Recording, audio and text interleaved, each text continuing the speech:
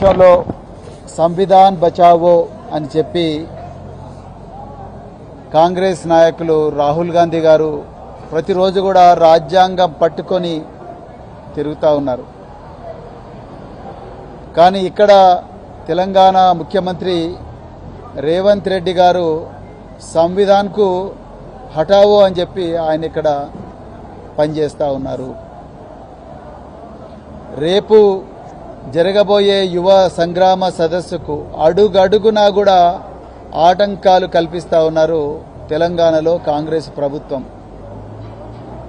తెలంగాణ ప్రజల దురదృష్టం ఈరోజు రాష్ట్ర ముఖ్యమంత్రి, అదేవిధంగా రాష్ట్ర హోంమంత్రి ఇదే రేవంత్ రెడ్డి కావడం. మరి ఒకవైపు రాహుల్ గాంధీ గారు ఆర్టికల్ 19 సంవిధాన్ బచావో అని చెప్పేసి రాజ్యాంగాన్ని పట్టుకొని హక్కులను కాపాడుతా అని చెప్పి ఆయన తిరుగుతూ ఉన్నాడు. ఇక్కడనేమో రేవంత్ రెడ్డి హక్కులను కాలరాస్తా అని తిరుగుతూ ఉన్నాడు. ఇలా రేవంత్ రెడ్డి గారికి కొన్ని ప్రశ్నలు తెలుసుకున్నాం మేము. అయ్యా రేవంత్ రెడ్డి గారు ఎప్పుడన్నా రాజ్యాంగం చదివినరా? మీరు రాజ్యాంగంలో ప్రాథమిక హక్కులు అంటూ ఉంటాయి, చదివినరా? రాజ్యాంగంలో పీఠిక ఎప్పుడన్నా పేపర్ అన్నా పట్టుకున్నారా మీరు? ఇలా మేము ప్రశ్నిస్తూ ఉన్నాం. రాజ్యాంగంలో ఆర్టికల్ 19 క్లాజ్ 1 సబ్ క్లాజ్ ఏ ఏం చెప్తా ఉన్నాయి? ఈ దేశంలో ఏ పౌరుడైనా ఏదైనా మాట్లాడుకోవచ్చు, పక్కల వాళ్ళకి ఇబ్బంది కలగనంత వరకు. దాన్నే freedom of speech and expression అంటారు.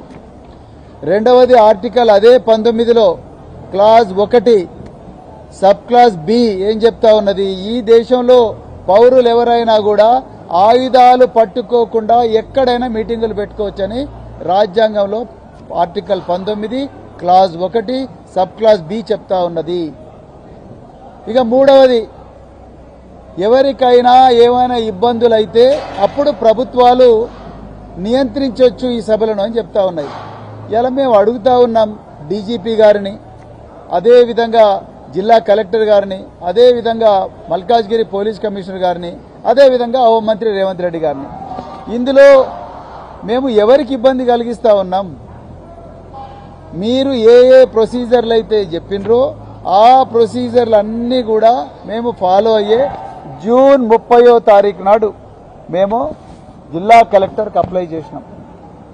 స్పోర్ట్స్ అథారిటీ ఆఫ్ తెలంగాణ కంట్రోల్లో ఈ సరూర్ నగర్ స్టేడియం ఉంటుంది, వారికి అప్లై చేసినాం. అదేవిధంగా మీరు చెప్పిన విధంగానే డీడీ కూడా కట్టినాం. డీడీ కూడా ఇక్కడ ఉన్నది, ఈ స్టేడియంకు కట్టాలంటే డీడీ కూడా కట్టినాం. అదేవిధంగా మల్కాజ్గిరి పోలీసులు చెప్పిన విధంగానే ఆల్టర్నేటివ్గా ఒక 5 ఎకరాల భూమి చూపియండి అంటే ఒక రైతును రిక్వెస్ట్ చేసి ఆల్టర్నేటివ్గా భూమి కూడా చూపించినాం పార్కింగ్ కోసం. సీసీటీవీ కెమెరాలు పెట్టామంటే సీసీటీవీ కెమెరాలు కూడా పెడతా ఉన్నాం. టాయిలెట్లు పెట్టామంటే టాయిలెట్లు కూడా పెడతా ఉన్నాం. ఇంకా ఫైర్ పర్మిషన్ తీసుకురామంటే ఫైర్ పర్మిషన్ కూడా తీసుకొస్తా ఉన్నాం. ఇంకా మీకు ఏం కావాలి? ఇన్ని ఇచ్చిన తర్వాత కూడా, డీడీలు కట్టిన తర్వాత, కలెక్టర్ నుంచి పర్మిషన్ తెచ్చుకున్న తర్వాత మా అంతటికి మేము ఇక్కడ ఈ సరూర్ నగర్ స్టేడియంలో మీటింగ్ పెట్టినందువల్ల ఈ ఎల్బీ నగర్లో ఏ రహదారి మీద కూడా ట్రాఫిక్ జామ్ కాదు. అది అందరికీ తెలుసు. ఇక్కడ వందలాది మీటింగ్లు అయితే ఉంటాయి. అందుకొరకే పౌరులకు ఏమి ఇబ్బంది కలగకూడదని, వాహనదారులకు ఏమి ఇబ్బంది కలగకూడదని, అందులో రష్ అవర్లో ప్రజలకు ఇబ్బంది కలగకూడదని మేమందరం కూడా సరూర్ నగర్ స్టేడియంలో మా వర్కింగ్ ప్రెసిడెంట్ కేటీఆర్ గారి ఆదేశాల మేరకు సరూర్ నగర్ స్టేడియంలో ప్రజలకు ఇబ్బంది కలగకూడదని ఈ మీటింగ్ పెట్టడం జరిగింది, ఇక్కడ పెట్టడం జరిగింది. అది కూడా వర్షం వస్తే మళ్ళీ ఇబ్బంది కాకూడదని టెంట్ వేయడం జరిగింది. ఎక్కడ కూడా ఏమీ ప్రాబ్లం లేదు. అయినా కూడా ఎందుకు మీరు పర్మిషన్ ఇవ్వడం లేదు? మరి రాజ్యాంగం ప్రకారం ఆర్టికల్ 19 క్లాజ్ 1 క్లాజ్ ఏ ప్రకారం కానీ సబ్ క్లాజ్ బి ప్రకారం కానీ మాకు మీటింగ్ పెట్టుకునే హక్కు లేదా?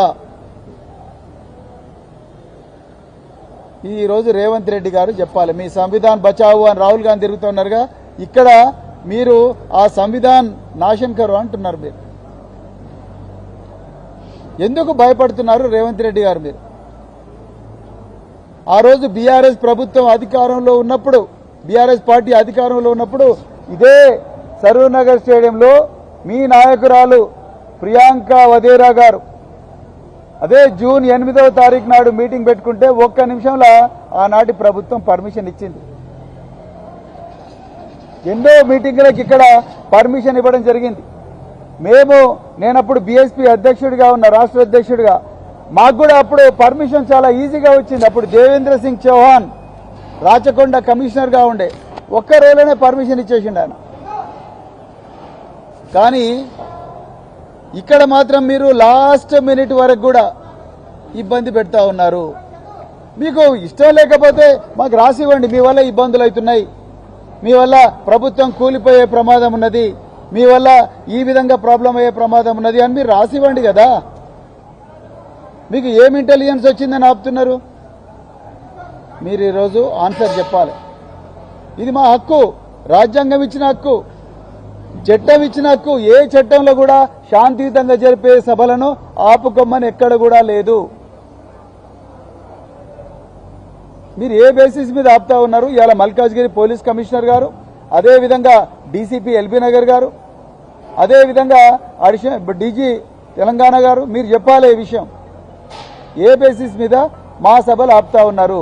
మరి ఆ లెక్కన రేవంత్ రెడ్డి గారు జడ్చలలో సభ పెట్టినరు, అది కూడా ఆపాలిగా. ఖమ్మంలో సభ పెట్టిన, అది కూడా ఆపాలి కదా. అదేవిధంగా మరి ఇంకా చాలా చోట్ల కూడా సభలు పెడతా ఉన్నారు. మన ఫ్యూచర్ సిటీ అనే ఒక ఆయన కొత్తది పెట్టుకున్నాడు కదా దుకాణం, అక్కడ సభ పెట్టినరు, దాంట్లో కూడా ఆపాలి కదా. ఇక్కడ కోయడలో మీటింగ్ పెట్టినరు, అక్కడ కూడా మొన్న కోయడలో మార్కెట్ వాళ్ళ దగ్గర మీటింగ్ పెట్టిండు, అక్కడ కూడా ఆపాలి కదా. మరి అక్కడ కూడా ఇదే ప్రాబ్లం. మాకు ప్రాబ్లం అయినప్పుడు ఆయనకు కూడా ప్రాబ్లం కావాలి. ఆయన కూడా మరి ప్రతిపక్షాలను విమర్శిస్తున్నాడు. దానివల్ల కూడా మా వల్ల లా అండ్ ఆర్డర్ ప్రాబ్లం వస్తుందంటే, మా వల్ల ట్రాఫిక్ వస్తుందంటే, రేవంత్ రెడ్డి గారి సభల వల్ల కూడా ప్రజలకు ట్రాఫిక్ లో అంతరాయం కలుగుతుంది.